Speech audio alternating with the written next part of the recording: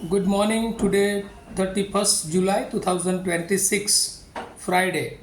Wisdom of Word of God morning ડિવોશનમાં આપ સર્વનો આવકાર કરવામાં આવે છે ને પ્રેમી સલામ પાઠવવામાં આવે છે. આજે સવારે આપણે પ્રભુના વચનોમાંથી નીતિ વચનોનું પુસ્તક એનો 16મો અધ્યાય અને એની 28મી કલમ પર પ્રભુના વચનમાંથી ટૂંકું મનન એ કરવા માગીએ છીએ. અને પ્રભુનું વચન આપણને આ પ્રમાણે કહે છે: આડો માણસ ટંટો ફેલાવે છે અને કાન ભંભેરનારો ઇષ્ટ મિત્રોમાં અંતર પાડી દે છે. NIV બાઇબલ પ્રમાણે props chapter 16 વર્સ 28, a perverse man stirs up dissension and a gossip separates close friends. અને આ પ્રભુનું વચન છે. અને એને એક થીમ અથવા એક મુદ્રાલેખમાં જો આપણે જોવું હોય તો સ્પીચ ડિવાઇઝન, વિભાજનકારી વાણી.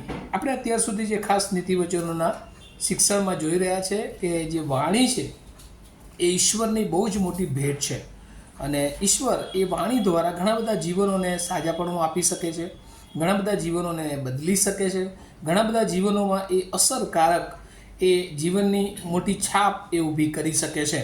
પણ એ વાણી કે જે ઈશ્વરની વાણી હોય, કે જે ઈશ્વરના વચનો આધારિતની વાણી હોય, કે જે ઈશ્વરની બીક પ્રમાણેનું જીવન જીવવાની વાણી હોય, અને એ વાણી હંમેશા એ બીજાઓને એ બચાવી શકે છે, એ બીજાઓને નાશમાંથી એ બહાર લાવી શકે છે, એ બીજાઓને દરેક પરિસ્થિતિઓમાં જીવન જીવવા માટે બહુ મોટી અસર અને ઉત્તેજન પૂરું પાડે છે.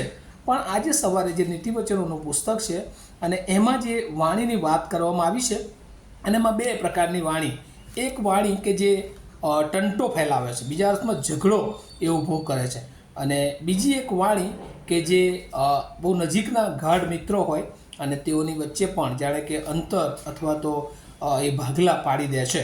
અને એટલે એવી કઈ બે વાણી છે અને એના વિશે આજે સવારે પ્રભુનું વચન આપણને શિક્ષણ આપે છે. અને એ વાત લખી છે: આડો માણસ એ ટંટો ફેલાવે છે, અ પરવર્સ મેન સ્ટીર્સ અપ ડિસેન્શન. અને એટલે આડો માણસ, અંગ્રેજીમાં પરવર્સ મેન અથવા તો સ્લેન્ડર, નિંદા કરનારો માણસ, અથવા તો એને એવું કે કુટિલ નીતિ જેનામાં હોય, એવો માણસ એ હંમેશા જ્યારે વાણી બોલે છે ત્યારે એ ઝઘડા ફેલાવે છે. કારણ કે એ હંમેશા આડું બોલનાર માણસ હોય છે. અને અહીંયા ગુજરાતીમાં તો સરસ લખ્યું શબ્દ આડો માણસ, કે જે સીધી બાબતો હોય, જે સમાધાનકારી વલણ હોય, અથવા તો જ્યાં કોઈ પ્રશ્નોનો ઉકેલ આવવાનો હોય એની જગ્યાએ એ બીજું કશું એવું નાખી દે કે જેનાથી વધારે ઝઘડો એ ઊભો થાય, અથવા તો કઈ બાબત ના હોય પણ એ એવી વાણી બોલી નાખે કે જેથી કરીને એ ઝઘડો ઊભો થઈ જાય. અને આજના દિવસોમાં આપણે જોઈએ છે કૌટુંબિક જે અત્યારે ભાગલા પડી રહ્યા છે, કુટુંબો તૂટી રહ્યા છે, ખાસ કરીને મંડળીઓમાં જે બધી પરિસ્થિતિઓ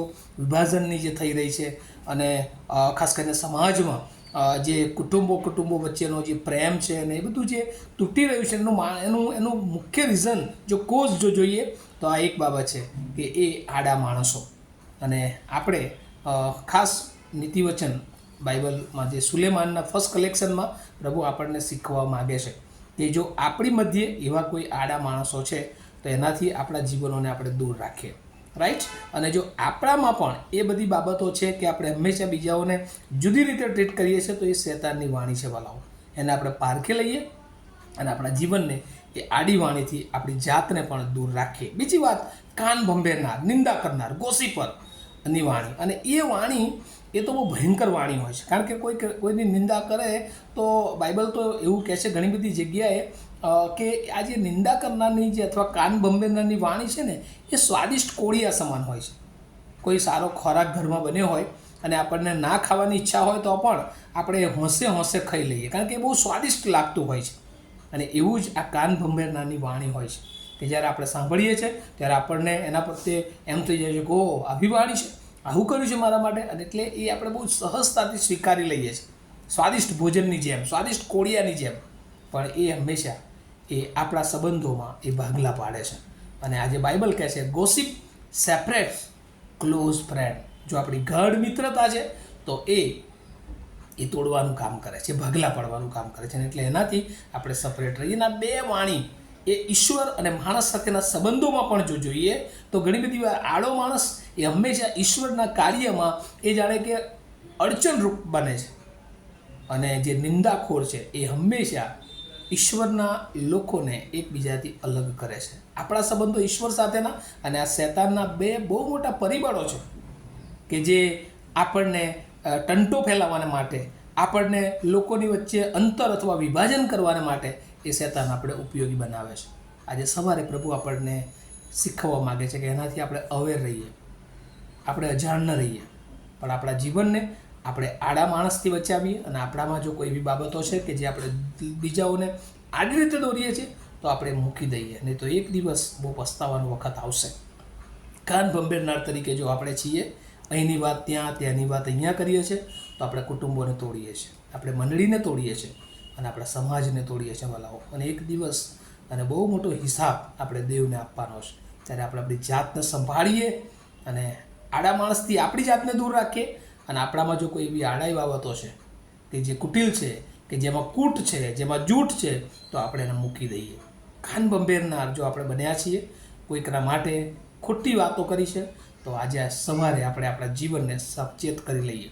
કારણ કે પ્રભુનો ન્યાય, પ્રભુ કહે છે કે આપણું ઉઠવું, બેસવું, સૂવું, આપણું ચાલવું તપાસી જોનાર ઈશ્વર છે.